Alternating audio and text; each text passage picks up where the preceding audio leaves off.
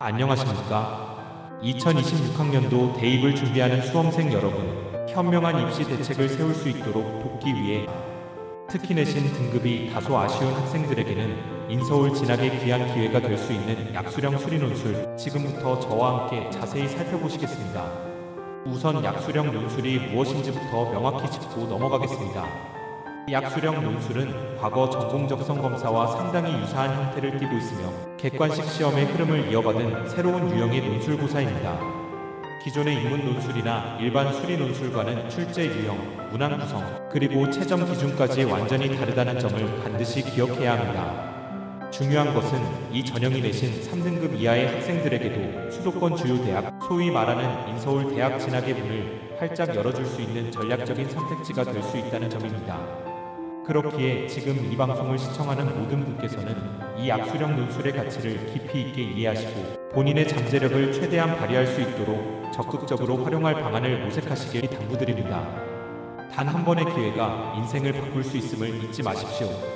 그렇다면 2026학년도에는 어떤 대학들이 약수령 논술을 실시하며 얼마나 많은 학생을 선발할까요? 현재까지 파악된 바에 따르면 가천대를 필두로 총 14개 대학에서 약 3,530명의 학생을 선발할 예정입니다. 특히 주목할 만한 변화는 2026학년도에 강남대가 약수령 논술을 새롭게 도입할 예정이라는 점입니다. 이는 약수령 논술의 중요성이 더욱 부각되고 있음을 시사합니다. 또한 상명대와 의지대는 이미 약수령 논술을 신설하여 학생들을 선발하고 있습니다.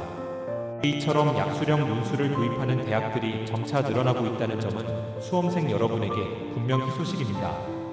각 대학의 모집 요강을 일도 있게 그리고 면밀히 검토하여 자신에게 가장 유리하고 합리적인 대학을 찾아보는 지혜가 필요합니다. 단순한 정보 습득을 넘어 나만의 맞춤 전략을 세우는 것이 핵심입니다. 다음은 약수령 수리논술 학습 전략입니다. 어떻게 준비해야 가장 효율적이고 효과적으로 대비할 수 있을지 궁금하실 텐데요. 첫째, EBS 교재를 최대한 활용하는 것이 중요합니다.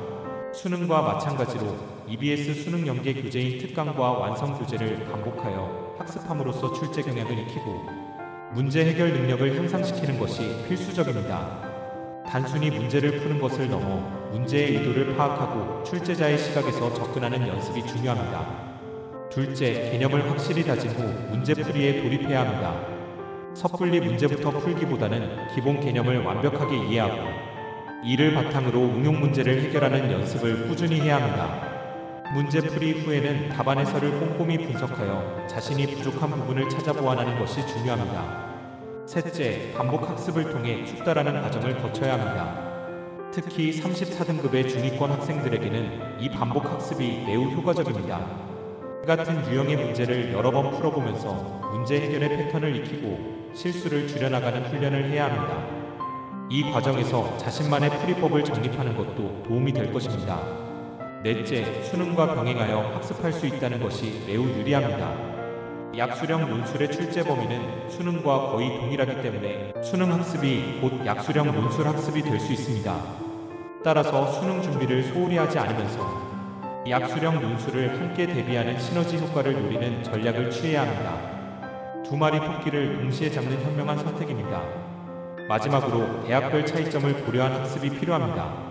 대학에 따라 인문 약수령 논술과 자연계열 약수령 논술을 별도로 시행하는 경우가 있으므로 자신이 지원하고자 하는 대학의 특성을 파악하고 그에 맞는 차별화된 학습 계획을 수립해야 합니다. 특히 자연계열 수리 논술의 출제 범위는 수학, 수학 1, 수학 2가 기본이 되며 일부 대학에서는 미적분을 출제하기도 합니다. 이어서 중요한 지원 전략에 대해 말씀드리겠습니다. 약수령 논술에 대한 철저한 준비만큼이나 중요한 것이 바로 현명한 지원 전략입니다. 첫째, 각 대학의 수능 최저 학력 기준을 반드시 확인해야 합니다. 아무리 논술 시험을 잘 보더라도 수능 최저를 충족하지 못하면 합격할 수 없으므로 자신의 수능 성적을 객관적으로 분석하여 최저 기준을 충족할 수 있는 대학을 선택하는 것이 중요합니다. 단순히 이 정도면 되겠지라는 막연한 생각은 금물입니다. 둘째, 논술고사 시행일을 꼼꼼히 확인해야 합니다. 수능 전후 논술고사 시행 여부에 따라 지원 전략을 달리해야 합니다. 수능 전 논술은 상대적으로 경쟁률이 낮은 경향이 있지만 수시에 합격하면 정시 지원 기회를 잃을 수 있는 이른바 수시 납치의 가능성도 염두에 두셔야 합니다.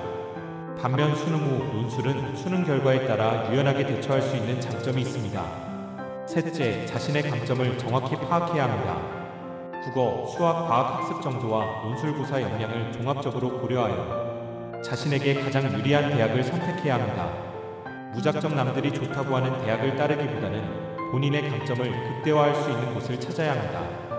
넷째, 중위권 수험생이라면 상향 지원보다는 안정적인 지원 전략으로 약수령 대학을 검토하는 것이 현명합니다.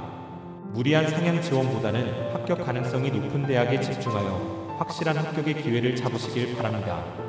꿈을 향해 나아가되 현실적인 목표를 설정하는 것이 중요합니다. 이와 관련하여 몇 가지 추가적인 정보를 드리겠습니다. 삼육대는 2026학년도 수시 모집에서 약수령 논술을 시행하며 학생부 반영 없이 논술고사 성적 100%로 선발합니다. 이는 내신에 대한 부담 없이 오직 논술 실력만으로 승부할 수 있는 절호의 기회입니다. 수능 최저학력 기준은 한개 영역 합 3등급 이내입니다. 삼육대학교는 심지어 논술 가이드북을 제작하여 공개했으니 관심 있는 학생들은 꼭 참고하시길 바랍니다. 이 가이드북은 마치 나침반처럼 여러분을 올바른 길로 인도할 것입니다. 대학별 출제 범위와 수능 최저 기준이 상이하므로 반드시 해당 대학의 모집 요강을 확인하는 것이 필수적입니다. 이 중요한 정보들을 놓치지 마십시오. 국민대가 논술을 신설했고 강남대가 약수령 논술을 신설하는 등 전체적으로 논술, 선발 인원이 상승하는 추세라는 점도 긍정적인 신호로 보입니다. 이는 여러분에게 더 많은 기회가 주어지고 있음을 의미합니다. 수험생 여러분, 그리고 학부모님 여러분, 2026학년도 대입은 결코 쉽지 않은 길이지만 철저한 준비와 현명한 전략으로 충분히 헤쳐나갈 수 있습니다. 특히 약수령 수리 논술은 여러분에게 새로운 기회를 제공할 수 있는 중요한 전형임을 다시 한번 강조하고 싶습니다. 목표를 향해 나아가는 여러분의 모든 노력이 반드시 좋은 결실로 이어지기를 진심으로 응원합니다. 포기하지 않고 꾸준히 노력한다면 분명 좋은 결과가 있을 것입니다. 오늘 말씀드린 정보들이 여러분의 입시 준비에 큰 도움이 되기를 바라며 긴 시간 함께 해주셔서 진심으로 감사합니다. 여러분의 건승을 기원합니다.